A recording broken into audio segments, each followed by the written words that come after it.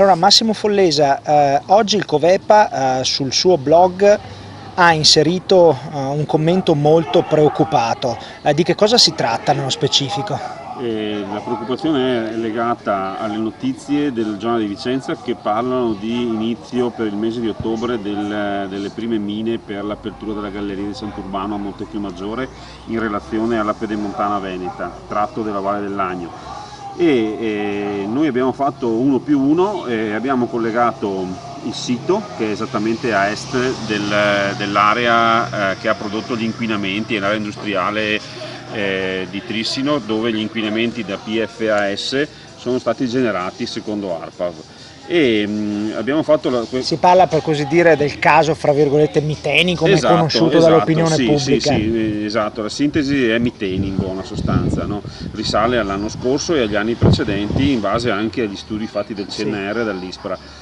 Allora, questi due inquinamenti che poi hanno una matrice storica, cioè una recente per la scoperta, ma una matrice molto antica, sono legati al porto di Pedemontana, secondo noi, e aggravano la situazione, cioè la concomitanza delle due situazioni, inquinamento, opera della Pedemontana, cantieri in avvio, aggrava la situazione rispetto agli inquinanti da PFAS. Mi pare di capire che il problema, il dubbio che voi sollevate è questo: nel momento in cui il tracciato della Pedemontana interferisce il punto in cui c'è la massima concentrazione, uno dei punti in cui c'è la massima concentrazione di queste sostanze, appunto l'interferenza potrebbe, tra virgolette, far espandere questo inquinamento verso zone sensibili. Sì, esattamente, non solo puoi farlo, ma non è mai stato studiato, non è mai stato messo in correlazione, ed è una cosa perché non riguarda soltanto il PFAS, ci sono anche altri inquinanti, cioè erano altri prodotti che negli anni 70 furono rilevati, no? Quindi ce ne sono ben altri.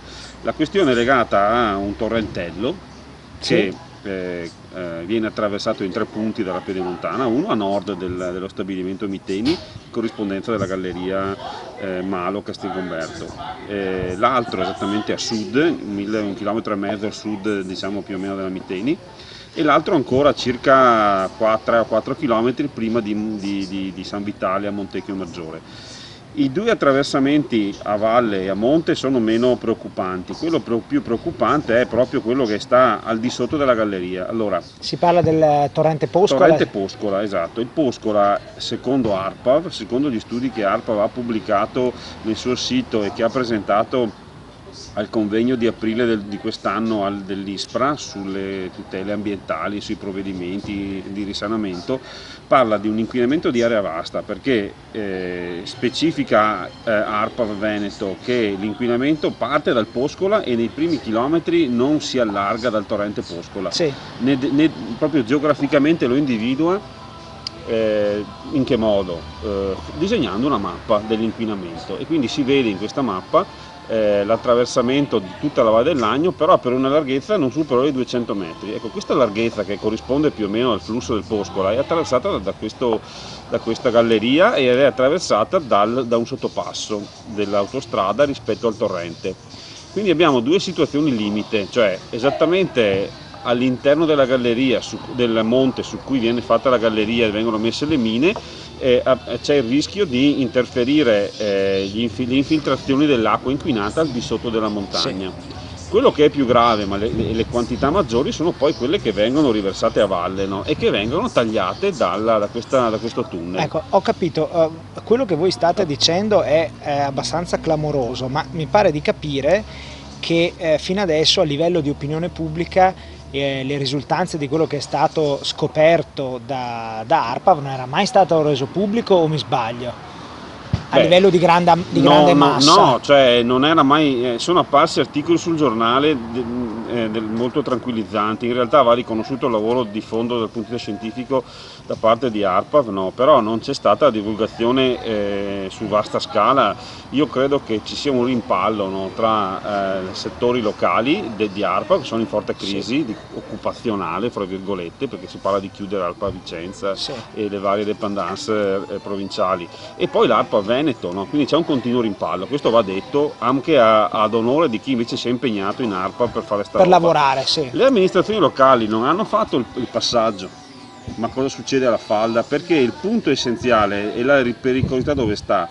Che ARPA ha istituito anche un piano di monitoraggio degli inquinamenti in collaborazione con l'azienda. Cos'è importante questo? Perché si sottendono reati importanti che l'azienda respinge per il semplice fatto che ha accettato di provvedere al disinquinamento. Sì. Le responsabilità non sono accertate, cioè vanno accertate anche nel senso storico, nei tempi, altre proprietà, eccetera. Il punto essenziale qual è? Che se tu, una volta che hai completato gli studi, sposti la modalità con cui la falda si trasporta gli inquinamenti, è ovvio che lo studio che è stato fatto fino adesso è inutile, e soprattutto è inutile il risanamento eventuale. Chiaro. Uno dei risanamenti più semplici previsti sono quelli dello spostamento dei pozzi inquinati in zona sicura.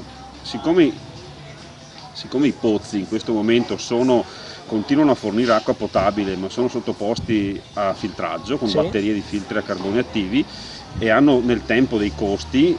Se io monitoro nel tempo i costi e anche il filtraggio, si comincia a ragionare che è più economico costruire di nuovi, calcolando nel tempo. Ecco, un'ultimissima domanda, tanto per chiudere.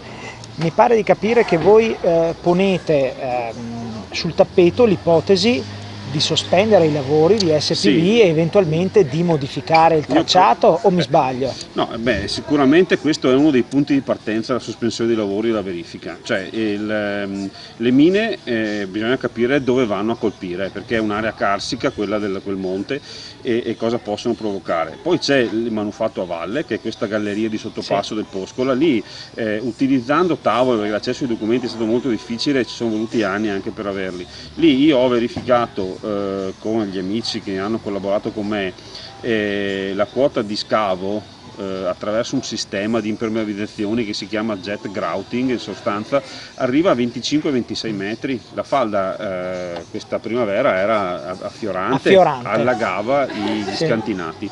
Quindi chiediamo il monitoraggio, la sospensione dei cantieri e il blocco effettivo dei lavori in Valle del Lagno finché non si è capito cosa può succedere. Tanto per chiudere, voi parlate, voi fate un appello, no? L'appello va fatto alla Regione e all'amministrazione comunale di Montecchio, che in primis è coinvolta, ma poi coinvolge anche le altre amministrazioni della Bassa Valle, diciamo tra Montebello, Lonigo, Brendola e Altavilla, che sono interessate anche Arzignano. I prelievi di acquedotto da Arzignano vengono in area a rischio in questo momento. Volevo capire però se questo appello, che in questo momento è un appello diciamo generico, voi prevedete anche di metterlo nero su bianco indirizzando magari una missiva precisa, una richiesta precisa alla Regione o ad altri enti? Noi abbiamo già c'è un tavolo aperto con i consiglieri comunali della Valle del Lagno. Li abbiamo coinvolti, in particolar modo Montecchio, e con loro abbiamo contribuito a scrivere e a preparare un'interrogazione che dovrà essere presentata. Ci rivolgeremo anche in Regione chiedendo l'appoggio dei consiglieri regionali disponibili a veicolare questa interrogazione alla Giunta, perché la Giunta regionale quella che ha il potere di chiedere al commissario il monitoraggio e anche il blocco dei lavori. Quello che volevo capire io, voi intendete anche scrivere direttamente alla Giunta regionale? Certo, sì, e non solo alla Giunta regionale, vogliamo scrivere anche al Ministero dell'Ambiente, che se ne deve fare carico di questa situazione che è gravissima, perché il progetto di fatto sviluppa un cantiere che non ha mai condotto in modo pubblico la valutazione di impatto ambientale tra falda e infrastruttura di Pedemontana Veneta.